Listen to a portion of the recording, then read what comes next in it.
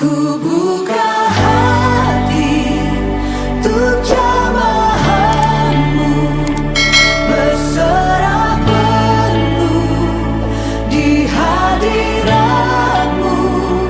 Kau ambil alih seluruh hidupku di altarmu.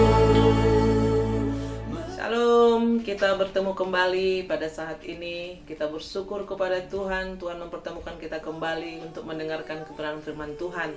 Sebelumnya kita berdoa dulu. Terima kasih Tuhan Yesus, Engkau Allah yang luar biasa bagi kami. Kami boleh ada sebagaimana pada saat ini. Itu semua karena kasih kemurahan Tuhan.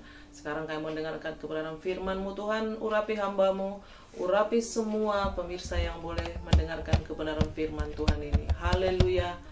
Amin. Puji nama Tuhan. Pada saat ini renungan yang rindu saya bagikan bagi Bapak Ibu itu dari Amsal 3 ayat 5 sampai 6. Percayalah kepada Tuhan dengan segenap hatimu dan janganlah bersandar kepada pengertianmu sendiri. Akuilah Dia dalam segala lakumu, maka Ia akan meluruskan jalanmu.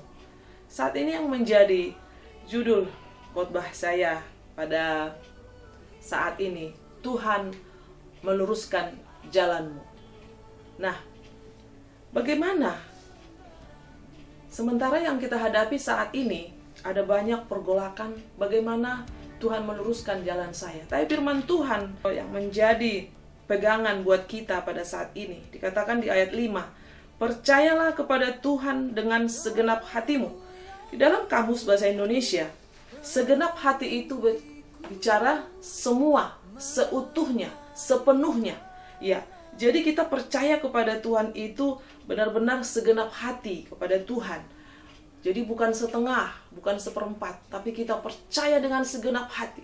Nah, dikala kita percaya kepada Tuhan dengan segenap hati, pasti ada upaya yang kita lakukan. Karena kita percaya kepada Tuhan yang luar biasa. Kita akan mencarinya dengan sungguh-sungguh. Dengan apa? Di dalam doa, di dalam pembacaan firman Tuhan, mungkin dalam ibadah-ibadah yang kita lakukan. Dikatakan di sini, percayalah kepada Tuhan dengan segenap hatimu. Ada suatu kebulatan hati untuk percaya kepada Tuhan. Maka akan banyak hal-hal terobosan yang terjadi dalam hidup kita. Yang berikut, kedua, jangan bersandar kepada pengertianmu sendiri.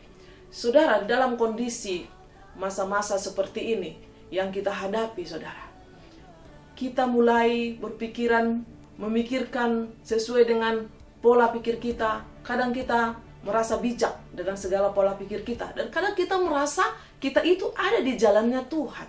Nah, di sini kita butuh kepekaan Roh Kudus. Ya, dikatakan di sini, janganlah bersandar kepada pengertianmu sendiri.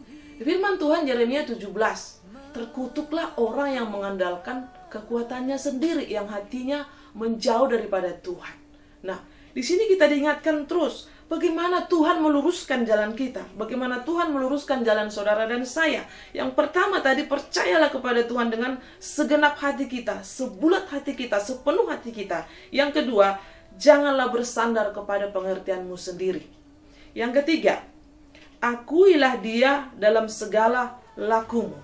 Ini hal yang luar biasa. Kadang kita, saudara, di dalam menjalani hidup ini, tanpa Tuhan kita tidak dapat berbuat apa-apa. Kita harus melibatkan Tuhan di dalam segala kegiatan kita. Matius 11 ayat 28. Marilah kepadaku semua yang letih lesu dan berbeban berat, aku akan memberikan kelegaan kepadamu. Dalam arti kita mau melibatkan Tuhan, kita datang kepada Tuhan, maka Tuhan menawarkan. Saudara, ketika Tuhan menawarkan, marilah kepadaku semua yang letih lesu dan berbeban berat, aku akan memberikan kelegaan kepadamu. Ini satu hal yang luar biasa, saudara. Ya, kita mengakui Dia di dalam segala kegiatan kita. Mungkin sekarang ini apa yang bisa kita lakukan?